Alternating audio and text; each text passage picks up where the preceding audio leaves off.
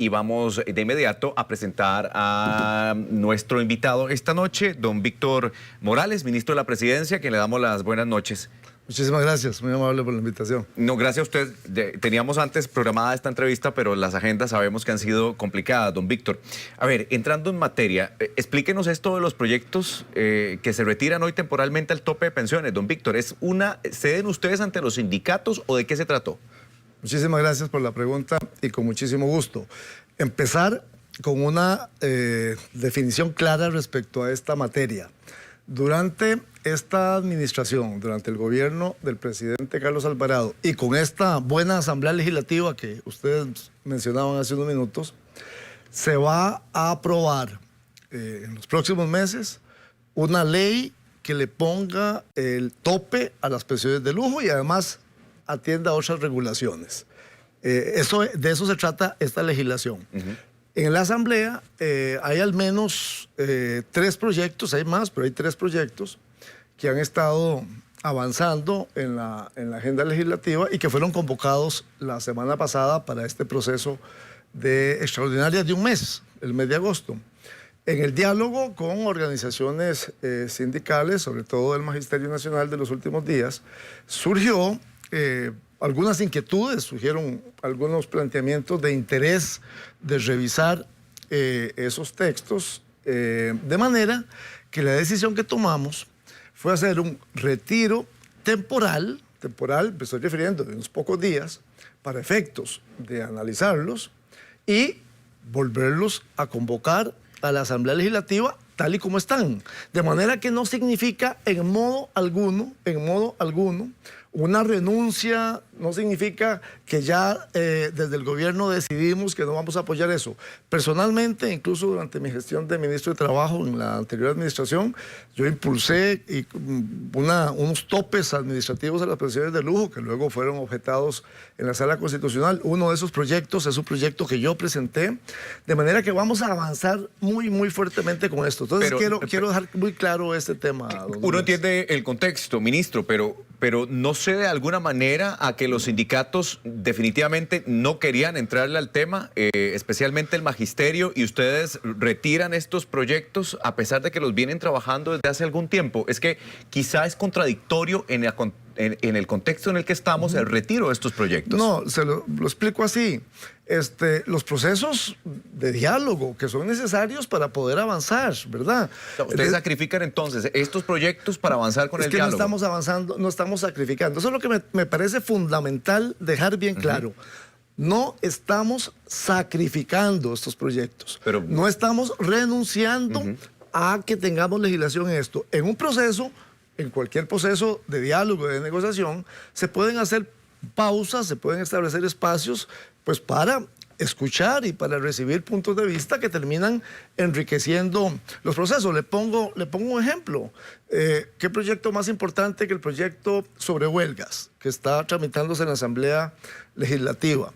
Bueno, en relación con ese proyecto, el haber abierto espacios de diálogo y de escucha y de trabajo conjunto, bueno, ha permitido que hoy en la Comisión de Huelgas se estén aprobando una serie de mociones construidas conjuntamente con organizaciones de trabajadores y que mejoran y le dan mayor viabilidad política a este expediente. Lo que quiero decir es que nosotros estamos también interesados en la escucha, estamos interesados en el diálogo con todos los sectores. ¿Pero hace cuánto viene el gobierno diciendo que se va a sentar a hablar con los diferentes sectores? O sea, no es un proceso de ahora. Es decir, desde antes ya los gremios habían dicho no a este proyecto, sí, como le han dicho no a la reforma fiscal, como le han dicho no a una serie de iniciativas que el Ejecutivo ha puesto a conocimiento o que el mismo Congreso ha iniciado, don Víctor.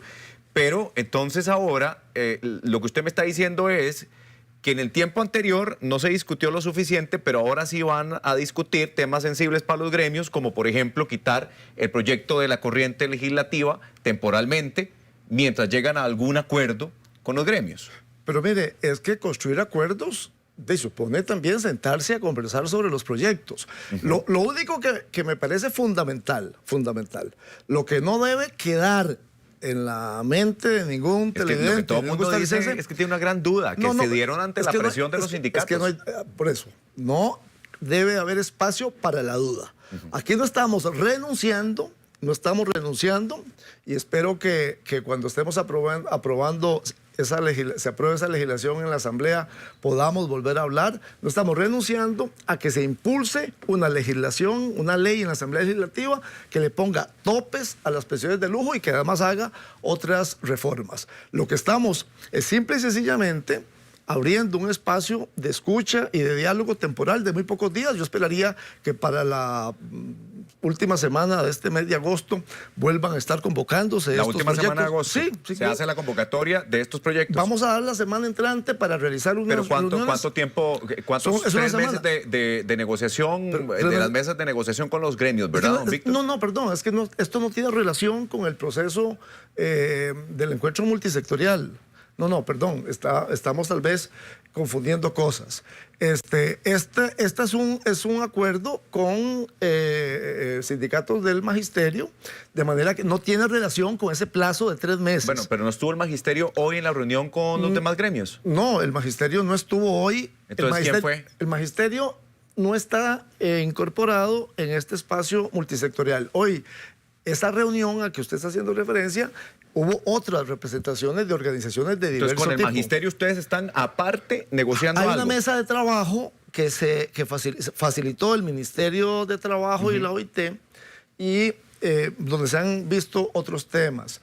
Y ahí se planteó, recibimos el mensaje, la solicitud de abrir un espacio para aclarar algunos temas de estos proyectos sobre pensiones. Estuvimos de acuerdo en hacerlo.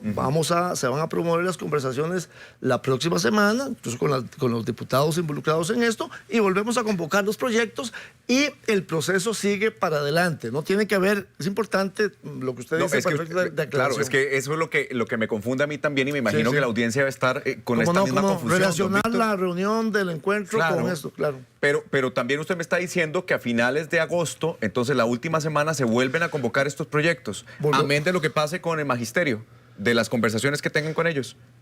Es que va a ser suficiente conversar una semana de conversación sobre estos temas. Pero para ponerse de acuerdo en qué con el magisterio, si de todos modos lo que la gente siempre ha dicho es por qué no se le pone tope a las pensiones de lujo para que de una vez por todas esté estandarizado. Estamos clarísimos. El proyecto, por ejemplo, que yo he presentado está clarísimo en eso. Simple y sencillamente es lo que me interesa que quede bien claro. En el proceso de conversación se plantea la posibilidad de retirar el proyecto para conversar y abrir un espacio breve de unos días sobre esto. Lo hacemos, porque tampoco tenemos razones para decir, mire, eso, ni siquiera eso podemos Entonces, hacer. no fue una presión de los sindicatos, no fue una presión del magisterio concretamente. Es una solicitud en un espacio de encuentro y de trabajo. ¿A cambio de qué? Pues a cambio de revisar los documentos y poder trabajar juntos, incluso a cambio, digámoslo así, de que el magisterio, organizaciones magisteriales... No se vaya a huelga.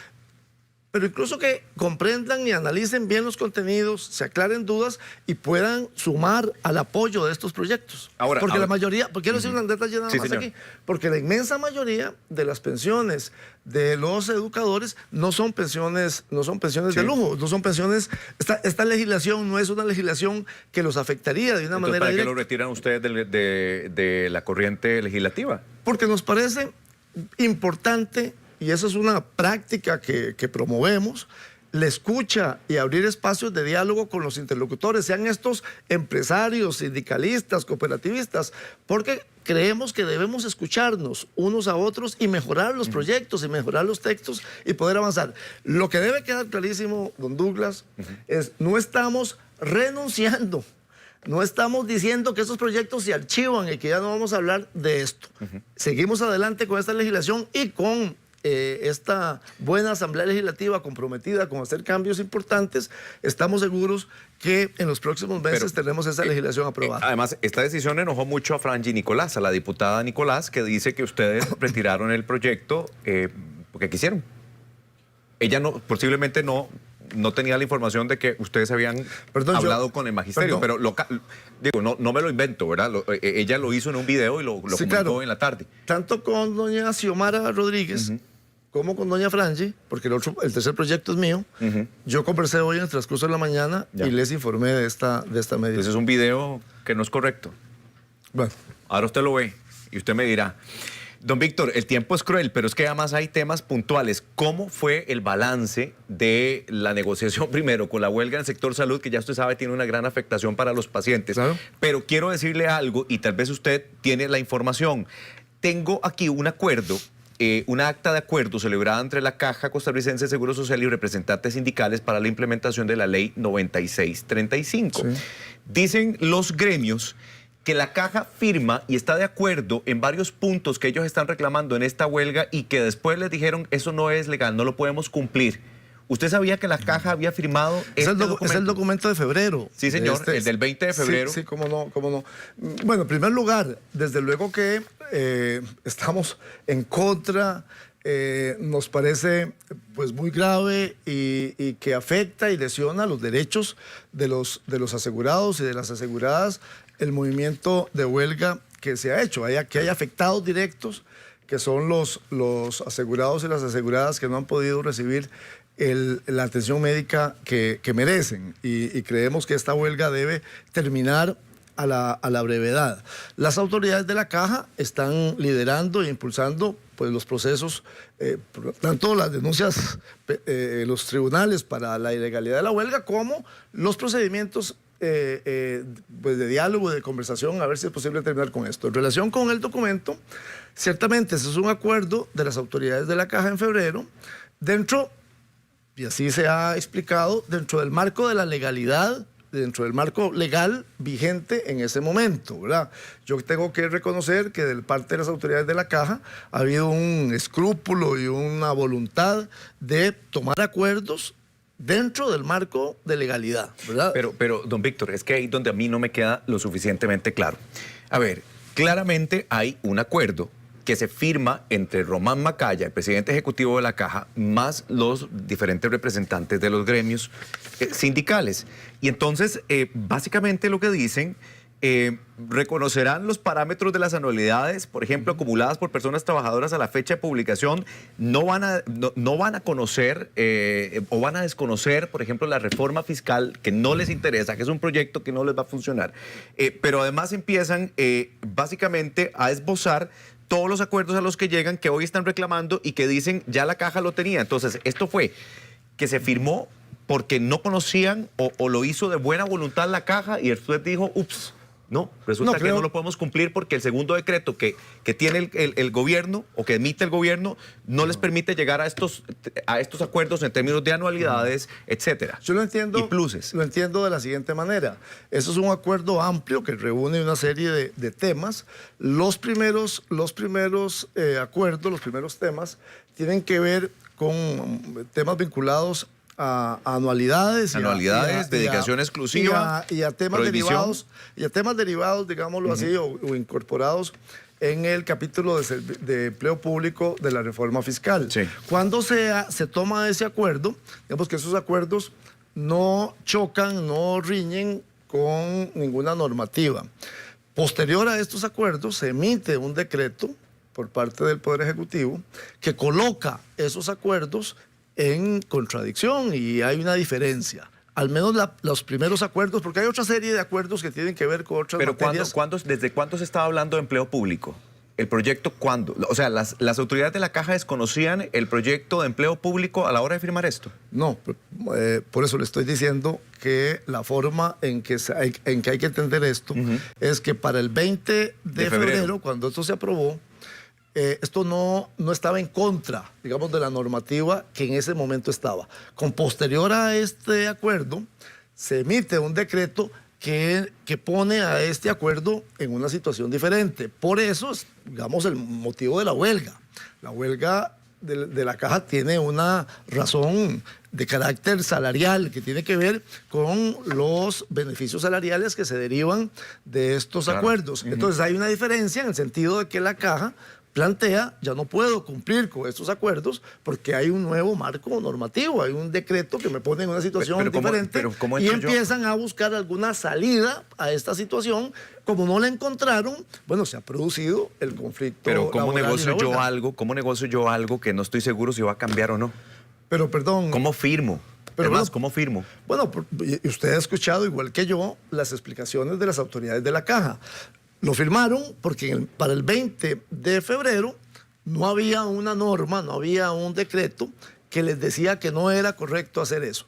Luego hubo una revisión de la normativa y se colocaron en otra situación. Aquí lo importante es, número uno, los trabajadores y las trabajadoras, y de manera muy particular los profesionales médicos de la Caja del Seguro Social, deben regresar a sus trabajos, a sus funciones, para no afectar a la ciudadanía y a la gente. Y número dos, las autoridades de la Caja, sentados con sus trabajadores, con los representantes de sus trabajadores, dentro del marco de la ley, porque no hay otra fórmula, deben buscar el mecanismo de resolver el conflicto que tienen. Y tenemos que seguir adelante, seguir trabajando y seguir prestando. Pero aquí hay un desconocimiento de la ley de empleo público. Le reitero el punto. Cuando lo firmaron, este acuerdo no estaba desconociendo ninguna norma. Posteriormente vino un decreto que puso en una situación distinta este documento, y es el origen del conflicto. Ese conflicto tiene que terminar, ese es el llamado que desde el Poder Ejecutivo estamos haciendo, debe terminar y resolver las diferencias que existen dentro del marco de la legalidad y ajustándose a las normas que tenemos a nivel de leyes y a nivel de decretos. Pero es que la única forma de que el conflicto termine es que no se toquen las anualidades, que no se toquen los pluses salariales, la dedicación exclusiva, la prohibición, la evaluación de desempeño, carrera profesional, pago bisemanal, auxilio de cesantía, reserva de los sindicatos. Bueno, aquí obviamente hablan del rechazo a todos los proyectos. Entonces, ¿cómo se va a terminar el conflicto si ya hay un acuerdo que se firmó y que uno pensaría, bueno, entonces los sindicatos tienen razón? Bueno, pero evidentemente la huelga tiene que terminar porque tiene que hacerse una revisión de estos acuerdos. O sea, no hay otra manera, y ese es el punto al que tienen que llegar las autoridades de la Caja y el liderazgo de sus trabajadores. O sea, si el acuerdo ya no se puede cumplir por las razones que claramente ha explicado Román Macaya y las autoridades de la Caja y que nosotros respaldamos, entonces tienen que sentarse y ponerse de acuerdo de cómo se puede Esto es avanzar. un berenjenal, don Víctor. Mire, pero tiene que resolverse. Berenjenal. Tiene que resolverse porque se está dañando y afectando la salud de las familias. Por supuesto. Entonces tiene que resolverse. Yo creo que debe haber voluntad de parte de todas las partes. Creo que la hay de parte de las autoridades de la Caja, y espero que la haya de parte de la dirigencia sindical, y que en las próximas horas se estén sentando a la mesa a buscar cómo se resuelve un conflicto de naturaleza laboral interna dentro de la institución. En la Caja, a lo largo de su historia, ha habido muchos conflictos laborales, muchas huelgas, y tienen que buscar la solución que corresponda. En beneficio de la gente. Ese es el criterio. Pero también, Es el asegurado. A ver, cuando uno lee esto, lo primero que yo dije es, caray, ojo que los sindicatos tienen un punto que es válido. Se negoció algo, se firmó un acuerdo con las autoridades de la Caja que ahora no se les va a cumplir, o que no se les puede cumplir. Bueno, pero las autoridades de la Caja tienen otro punto, y es que cuando que no se puede afectar la salud de la gente. Cuando eso se firmó, claro, podían firmarlo, y después pero entonces, ¿por qué no se negoció después? Bueno, porque cuando se firmó se podía firmar, y después vinieron otras reglas, otras normas que colocaron el arreglo en otra situación. Aquí solo hay una cosa importante. La cosa importante es que la huelga tiene que terminar para no afectar a los asegurados, a las personas, y ponerse de acuerdo en cómo se sale de un conflicto laboral, como ha habido tantos, y hay que buscarle la solución pronto. En eso estamos de acuerdo, don Víctor, porque Sí, me señor. parece, y lo vimos ahora, ya está empezando la Caja a pellizcar su fondo de emergencia para atender la huelga. La huelga no le sirve absolutamente a nadie, a pesar de que tengan razón o no los gremios. También hay que respetar las voces de la gente que quiera manifestarse, porque ese también es un derecho, Desde luego. pero también es un derecho que los asegurados reciban oportunamente la atención.